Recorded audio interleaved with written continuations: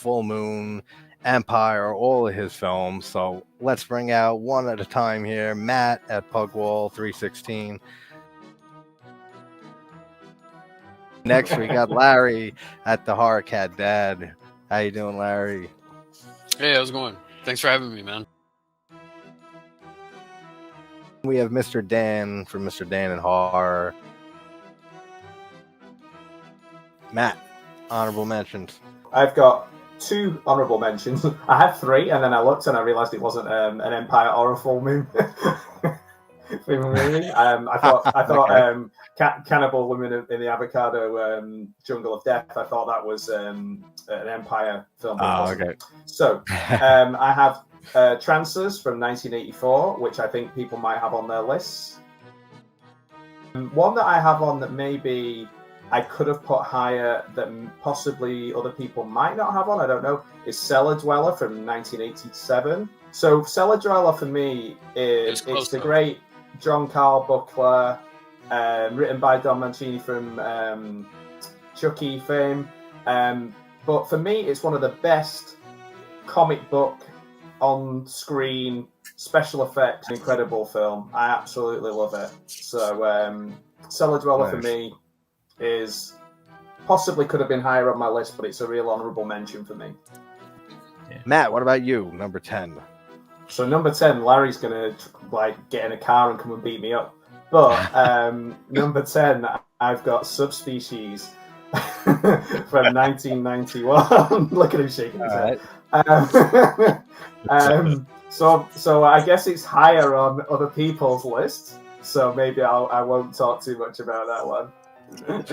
But yeah, that's my number 10. On my list also. And I apologize. What was that, JT? Matt's breaking up? Yeah, I think so. I think his internet's breaking up. You might not see him for a minute. Dan doesn't seem too happy either. He's showing me his copy, so that's funny. Number 9. Number 9. So I think people might have this a bit higher up, but I'll test the waters. So I've got Dollman from 1991. Not Dollman, but Dollman. Okay. Dollman. Got Dollman on their list? The original Dollman. Yeah, from the 91. No, I was considering making it an honorable mention, but no, it's not on my list. So yeah. Okay, so I can put the. You have got it, Dan. No, I haven't got it. It didn't make the cut for me. I did watch it just for this episode, but it just. Okay, cool. Yeah, and I liked parts of it, but boy, I thought parts of it were slow. It just didn't quite make the list. I think for me, for some reason I've written bad story. Oh no, band story. Sorry, can't read my own writing. So obviously it's from a Charles Band story, but it's an Albert Puren. I like Tim Thomerson in pretty much everything. I think he's got a lot of charisma. He's a good leading actor for this quality of film. I like his performance.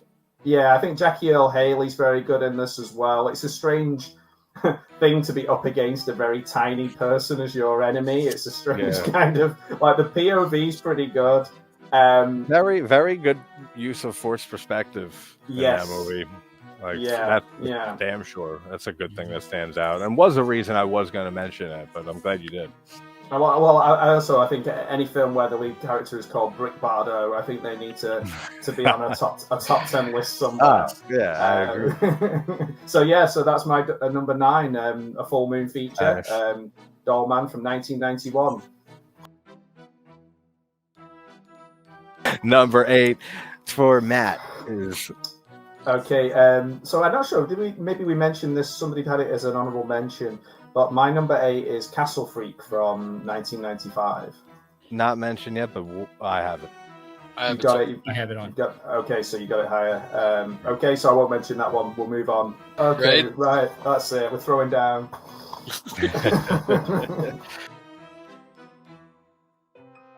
So my number 7 is Bad Channels. Does anyone have Bad Channels on their list? I do not.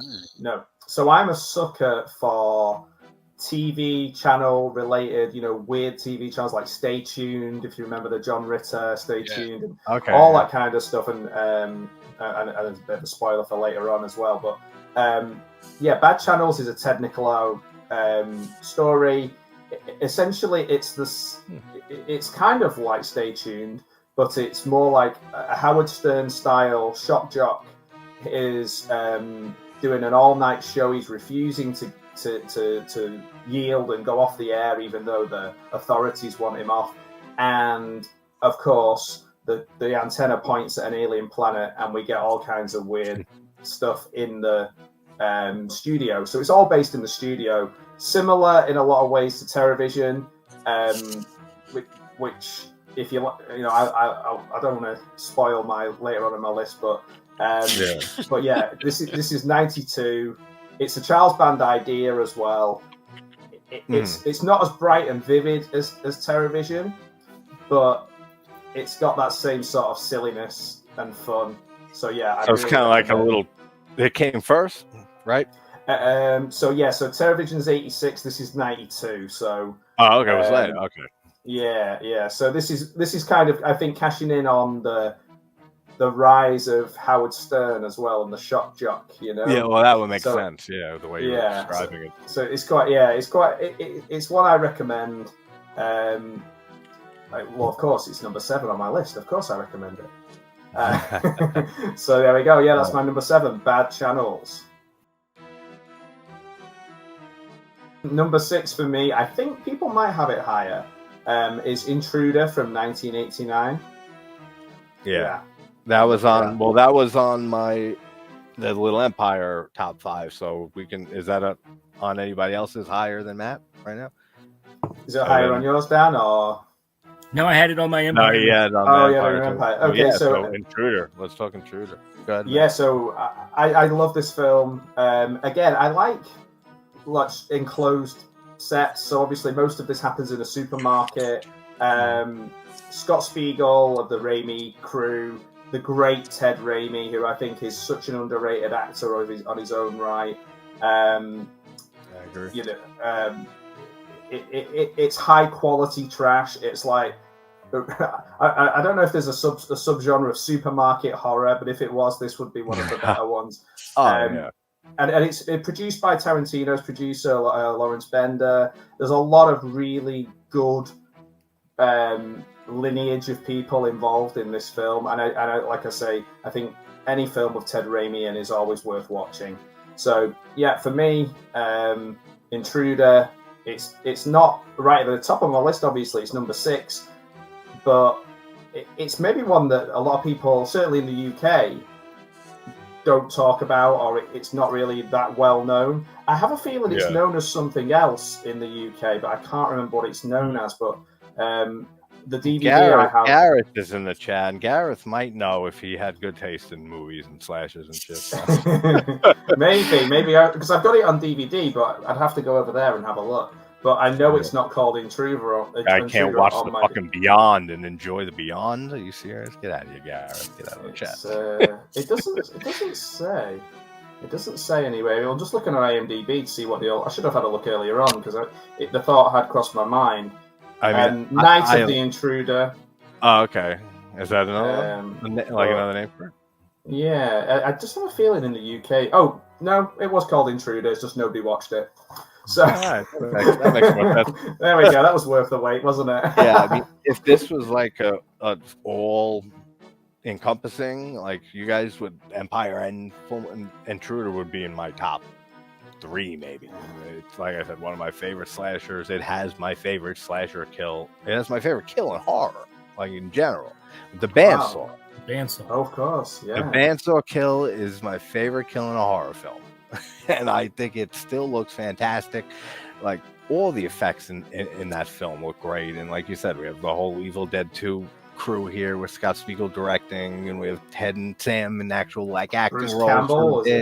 Bruce Campbell shows up for his 90 seconds at the end of this movie. And when you look at the movie now, like he's top billed, same with Sam Raimi, like they're the main characters in this movie. Another thing I love about this film, I have a lot of nostalgia with it too, is why don't I Emil Sitka right now? Emil Sitka?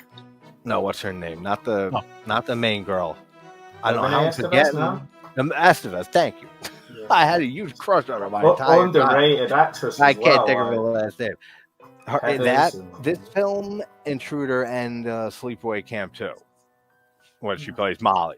Like those two movies, I had such a big crush on Renee Estevez when I was younger and watching, like getting into the slasher genre, and had the pleasure of seeing Intruder back then.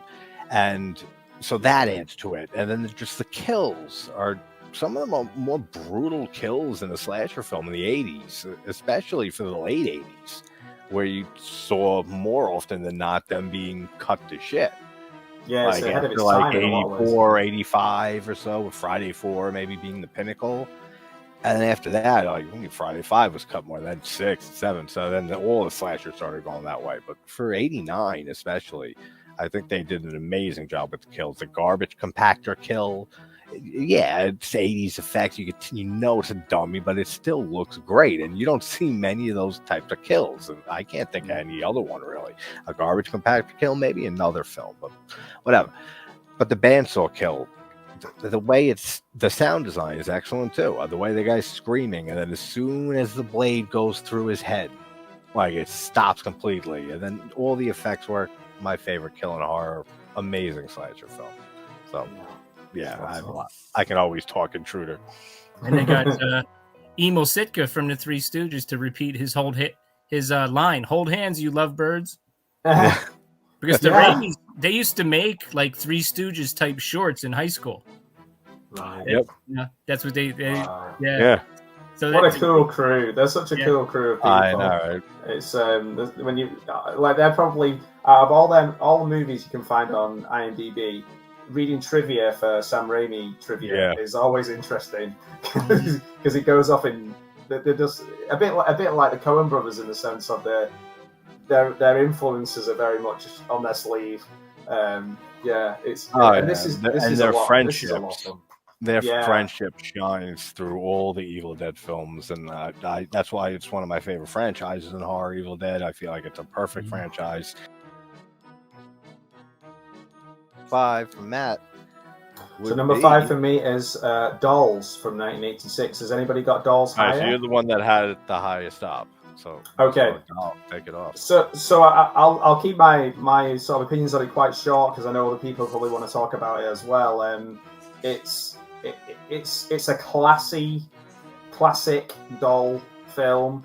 I like the organic nature of the dolls in it. Again, it's Stuart Gordon direction, but the reason of them being so organic, it makes me think of the Amicus Asylum with the when you cut into them and it's mushy and bloody and gooey. I love the direction of this. There is some light humor throughout it, but it is scary enough. And one of the things, I guess, is to make some very small things scary is quite hard without it being laughable. And I feel like Stuart Gordon pulls that off probably better than anybody else. Even though like the little soldiers shooting, it's actually quite gory and quite scary and overwhelming considering they're so tiny. And again, it's a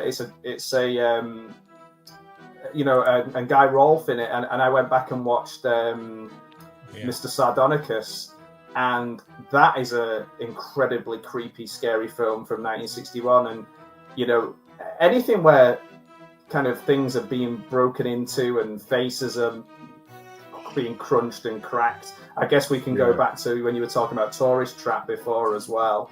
I love Dolls. It sounds like I'm trying to sell this pack, but it is on this. It is on this. And if anybody wants make that joke last time, actually. Let me put it in my cart real quick. That's great. Just DM me later. So and our affiliate link will be in the description. My Blue Chew links in there as well. Code Pugwall for 20% off. That's so fun. I mean, I guess for me, in regards to Dolls, to piggyback what Matt was saying, it's just really it's so creepy. The dolls are so they look so like crazy cool, and like you said, they really are scary. Like people are afraid. They were afraid of Chucky. I'm more afraid of these. I was more afraid of these dolls when I was younger. And I mean, going back to something I think Matt said previously with the force perspective or the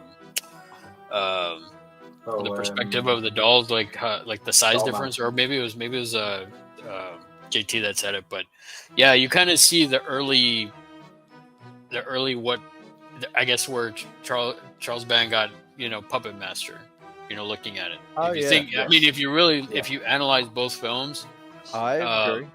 I feel Dolls came out first, obviously, but you can kind of see the parallels a little bit between the Dolls and where they kind of got some of the ideas from.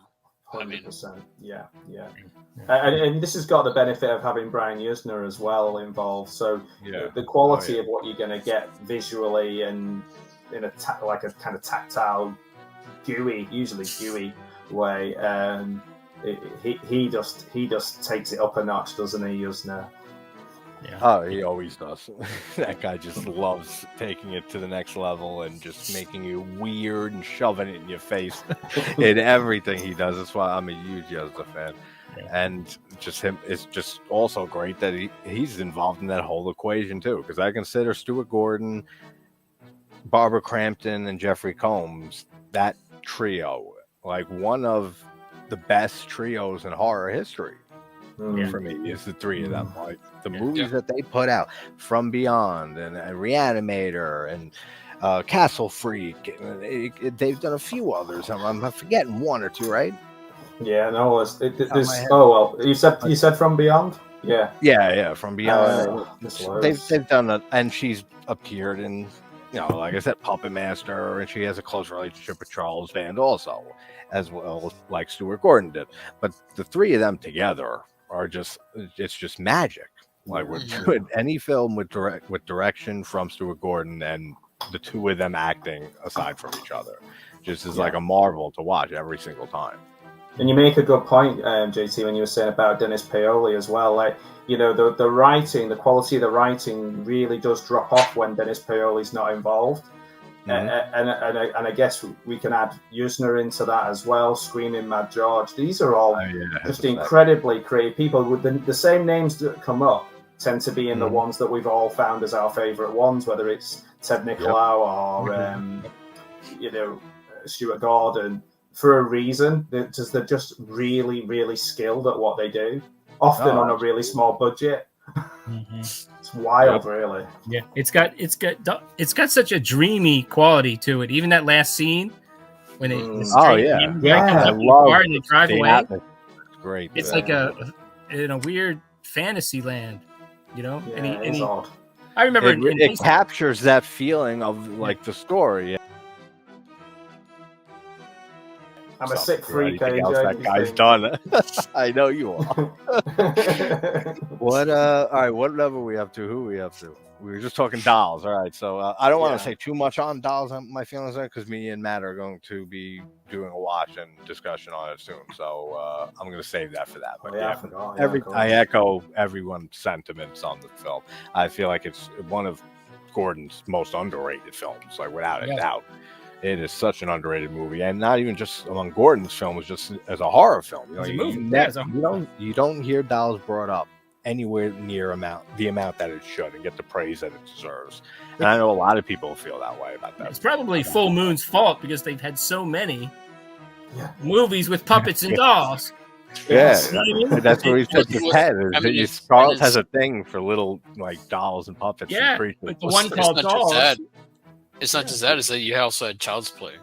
Yep. That's the other thing. So I mean, it's like I was saying with if you do the parallel between like Dolls and Puppet Master, you can see the kind of like the blueprint was set in Dolls, and then Puppet Master kind of they took and wrote. They just and then they milked it they've been milking it for all it's worth. You know what I mean? Yeah.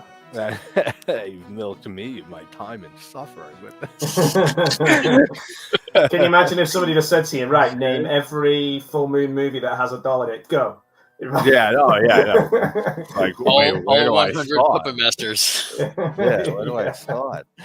That's funny. Another thing, and that's a good point, Larry, with how it like foreshadows Puppet Master a bit. Dolls. I think Parasite, with the amazing effects by Stan Winston, is a very early example of Charles working, like gravitating towards the other type of genre in a lot of full moon, like the creature features and the effects work and stuff. Parasite, I think, was a very influential movie on Charles for that, especially he directed it, and it's Stan Winston doing the effects.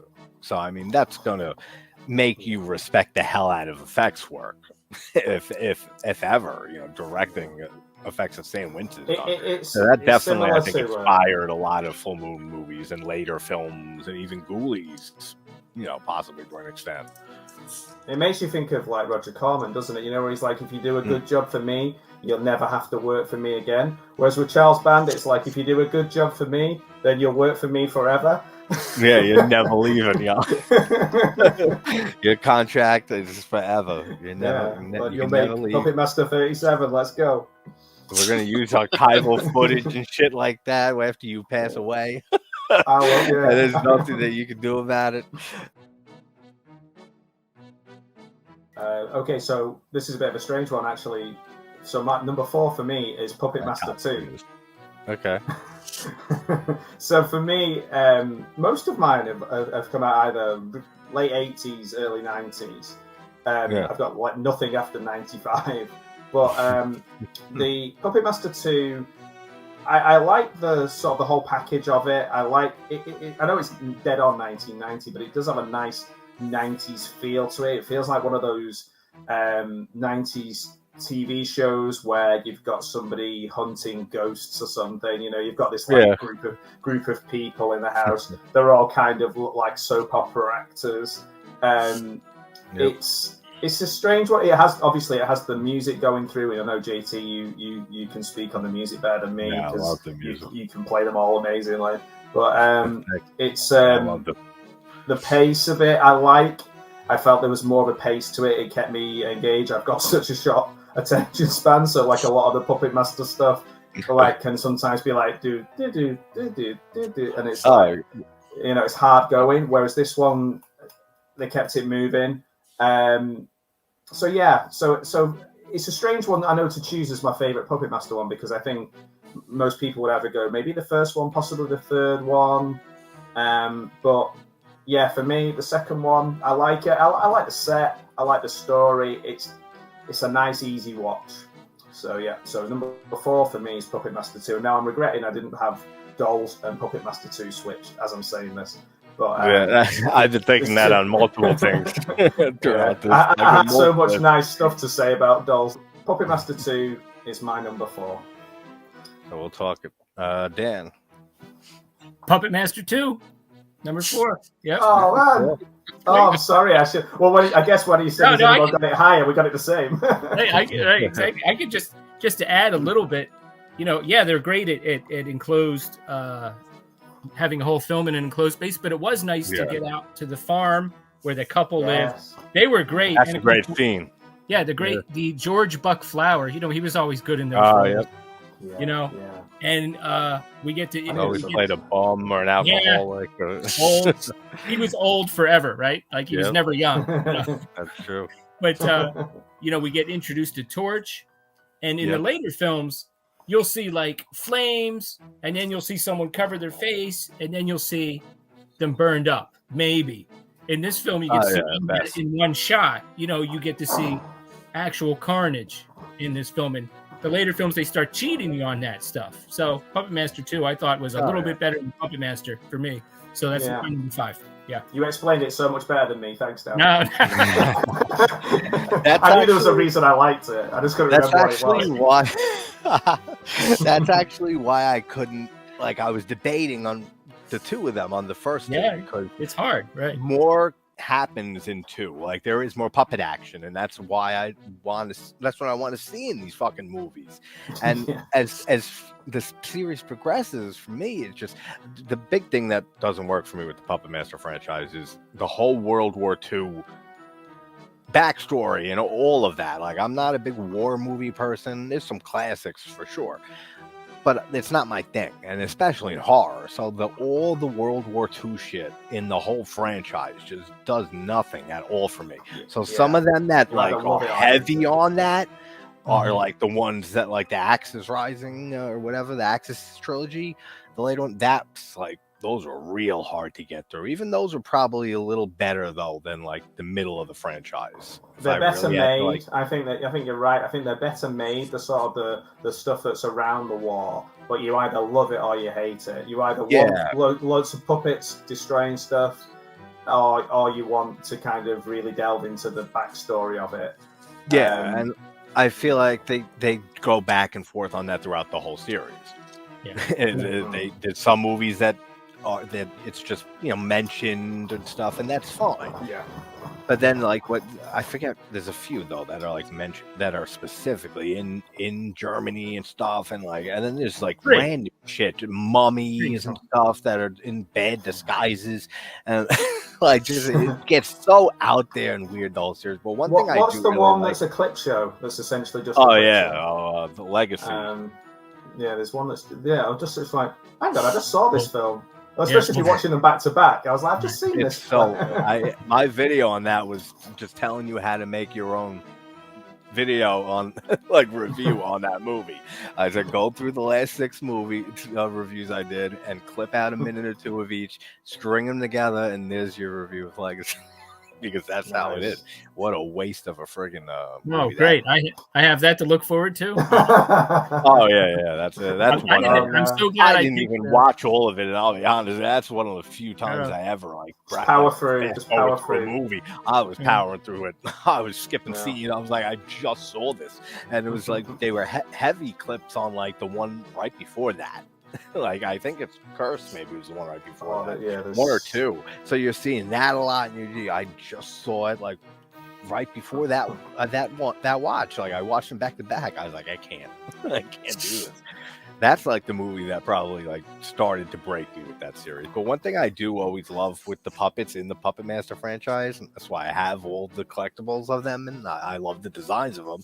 I love their characteristics, but I really love how they're not like good or evil. It depends who they're obeying, like who their master is. And that's a great little twist on, like a killer doll or killer puppet or whatever type genre. You don't see that. It's usually either they're murderous dolls, like Chucky and the dolls from Dolls and stuff, even though you have Mr. Punch, whatever, sidetrack. But you know what I'm getting at. I like that it depends who they're serving and who their master is at that moment, whether they're like fighting for good or bad, and that makes them even more scary in a way. Because, they're unpredictable, like depending on who controls them, and like that can change very easily, like throughout the series. So that's a really clever detail that I think was a great addition when they started that franchise, because you see that right from the very first movie. Like the first 2, I mean, they're killing people and stuff, but they're under the hell's his name? I always forget. The Re-Animated dude from the first movie. They're under his control, so they're gonna be murderous and want to and bad. But then I think 3, and as it goes on and stuff, then there's times that they're good and stuff, and they're trying to help the characters, and it really adds something to it for sure. Yeah, for sure. Yeah, I think Puppet Master 3, that could have been an honorable mention for me, because that one's okay. I mean, I think that was not bad. I can watch it. They do play around with the continuity a little bit, but it's a freaking puppet movie, so I mean, I definitely touched on the continuity throughout all those videos, because I can't with continuity, but the continuity is all over the place with that series. Even like Andre Toulon's death. It's a whole thing that it's in the first movie. It's like I don't know, you're 41 or something, and it's 39 in the third one. Right. It's all over. Then they try to explain it, but it's a terrible excuse, like for whatever the reason is. It's all thick, but Puppet Master 3 is not bad. I mean, that has 6-shooter and stuff, and he's fun in that. I mean, he probably elevates that film for me. Yeah. What's your number 3, Matt? So my number 3 is From Beyond from 1986. Has anybody got it higher? No. So I noticed it was an honourable mention for a lot of people. So From Beyond, obviously, we've talked about a lot of people involved in it. before. Brian Yuzna, John Carl Buckler, Barbara Crampton. I think this is the sexiest Barbara Crampton I think has ever been. It is an insane film. The effects are incredible. For me, this and Re-Animator are almost like together 1A and 1B of Stuart Gordon. I can't. I think the color scheme of this and the purples and the costume design. But yeah, I know what you're all thinking. But but it is an absolutely wild ride of a film that doesn't stop. It's perfectly cast. It's as exciting as hell. All of the key players from Re-Animator are back. And the budget is a little higher. It's just a great Ken Foree. Yeah, of course. Yeah, it's just a brilliant film. I absolutely love it. So, 1986's From Beyond is my number 3. Cool. Yeah, that would make a top 5 if I had them all together, all productions from Charles Band. Mm-hmm. From Beyond is excellent, and I consider it just like you said. Like I consider it like a Stuart Gordon's tie with Re-Animator. Like I group them together in my head a lot, and I often watch them back to back because I feel like they go very well together. Like not just because of they having both Crampton and Combs in there, but just the stories, and it makes a great double feature. And the effects work in both are excellent.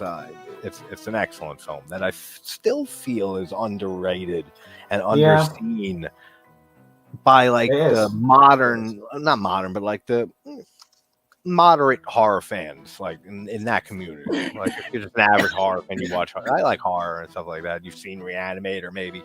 From Beyond is still pretty underrated. Yeah, and it's strange, isn't it? Because it's not as, in some ways, it's not as extreme as Re-Animator. But Re-Animator, if you kind of go through the stories of both of them, people tend to find Re-Animator more accessible. But actually, the stuff that happens in it is a lot more wild and gory. And for sure. Borderline, in some cases, it might be more offensive to some people than From Beyond. Whereas in From Beyond, I think it's just insane. Yeah, do you know Jamie? Yeah, Jamie. I was laughing. Your brother, he's a man of impeccable taste.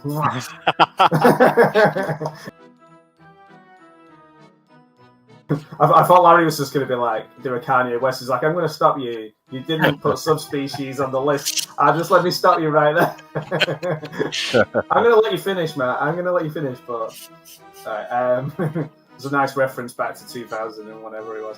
So, my number 2 film, or second on the list, my number 2 film does not sound good, so I'm going to say the second film on my list is, because it's too good to undersell, is Terrorvision. Now, has anybody got this higher? No. No, okay. Looking forward to seeing it. So, I love Terrorvision. As we know, Ted Nicolau, I think it's hilarious. All the actors in it are great. Mary Woronov is amazing. OD. The Italian set. Oh man, there's just so much. I could just go on and on and on. Again, Brian Yuzna, John Carl Buckler. It is just an incredible, vivid assault on the senses. It's just so much fun, and that's why I watched it first at, only maybe 4 or 5 years ago at a film festival, and I was just like, this is amazing. I was literally buying it while the credits were rolling at the end. I was just like, I've got to buy this film. Everybody in it is playing it ultra camp, over the top. It's almost like an Italian soap opera, but with the best cast you can find. Everyone's having a great time. It's gooey. The monsters are great. Some of the lines are hilarious. it is just you guys are getting me so excited to rewatch it because I don't remember it. I can't wait to watch it again. Yeah, it's good. I saw it once when I was young, and I don't remember it all. Then when you and me were talking, you and Ted especially were going off on it and picking his brain. You were on with him on it. I was like, man, I can't wait to rewatch this movie.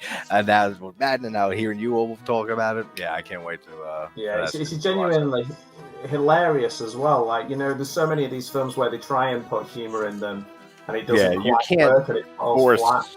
You can't force, especially cheesiness.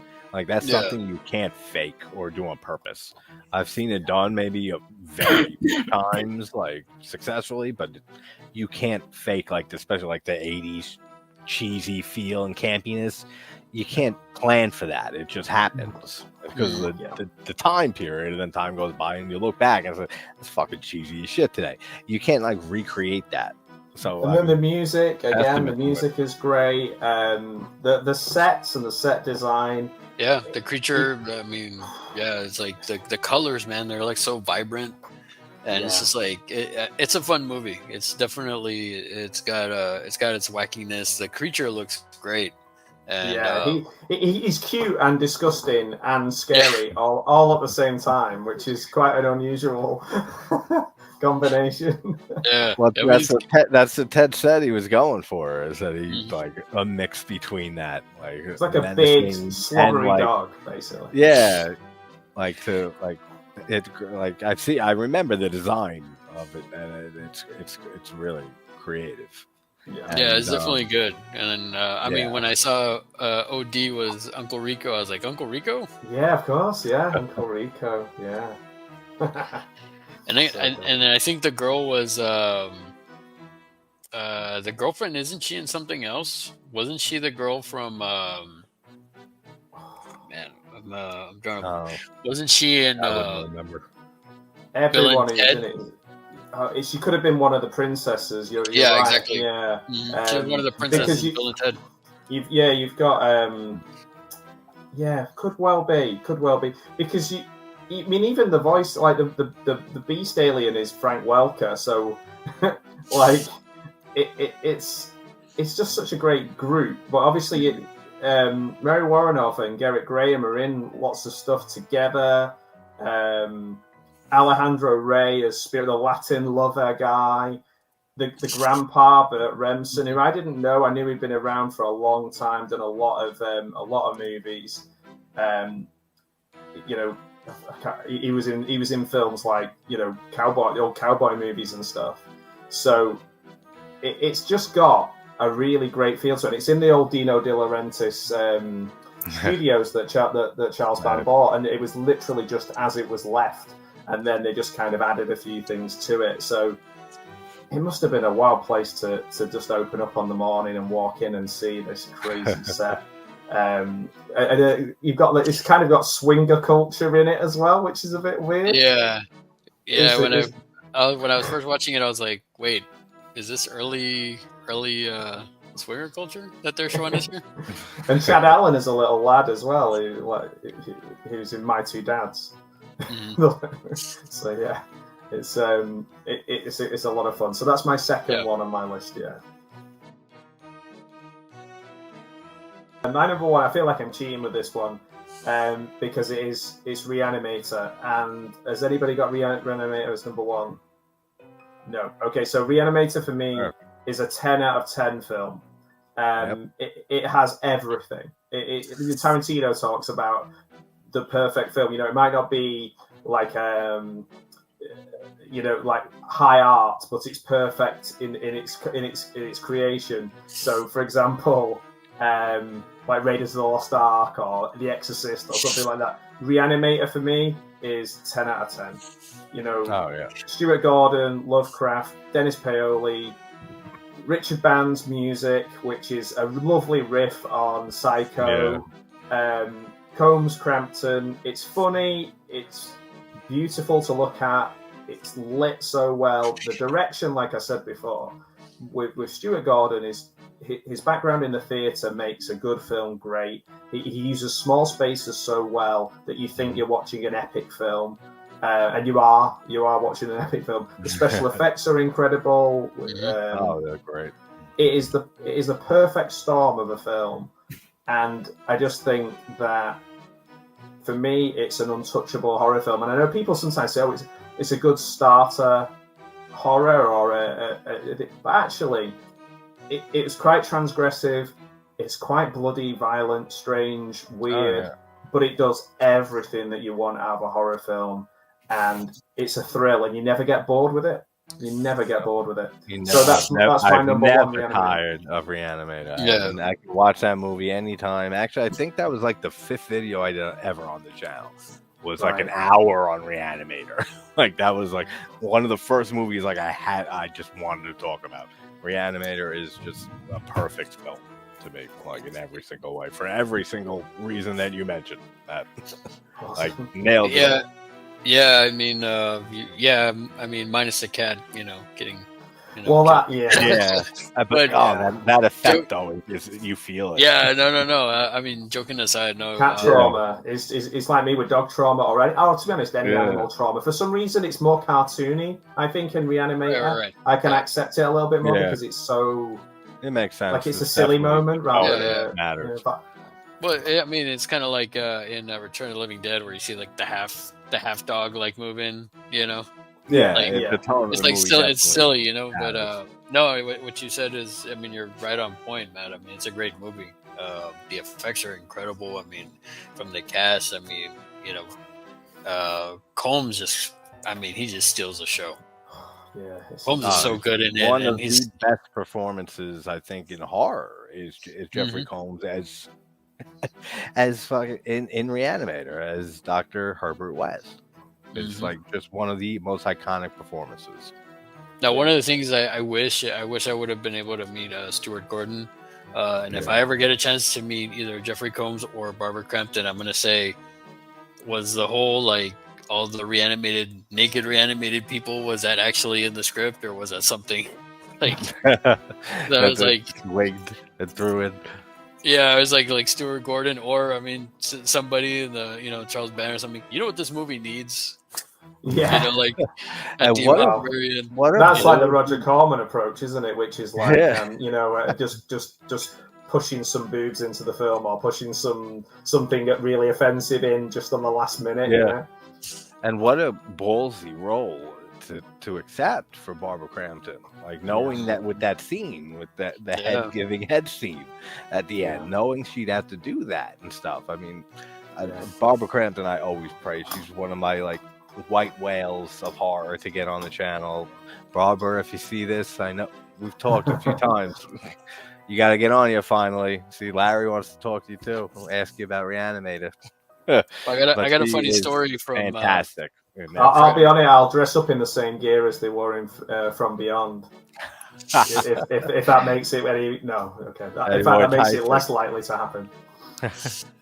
So Barbara, if you see this, Matt will dress up like you from Beyond.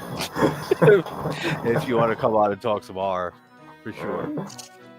I'll scare some people. Yeah, like I said, this was one of these well, even more than From Beyond, Re-Animator was a movie. Every time we went to the video store, I was like, why don't we get Re-Animator? My friends were always like, no.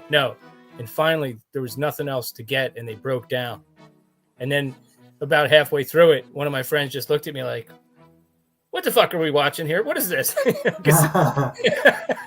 They were more into like action movies and things like that, Yeah. So I actually put it in my my high school yearbook